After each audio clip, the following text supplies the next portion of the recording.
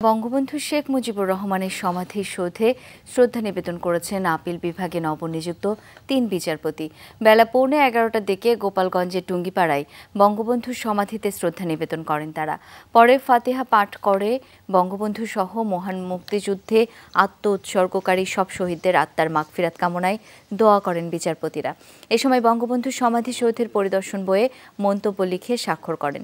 এর আগে বিচারপতিরা বঙ্গবন্ধু সমাধিসৌধের অভ্যন্তরে প্রবেশ করে প্রত্যেকেই ব্যক্তিগতভাবে বঙ্গবন্ধু ও তার পরিবারের সদস্যদের কবর জিয়ারত করেন। পরে বিচারপতিরা বঙ্গবন্ধু মিউজিয়াম এবং গণগ্রন্থাগার পরিদর্শন করেন, পাশাপাশি সেখানে কিছুটা সময় ব্যয় করেন। গত 24 এপ্রিল রাষ্ট্রপতি তাদেরকে আপিল বিভাগের বিচারপতি হিসেবে নিয়োগ দেন।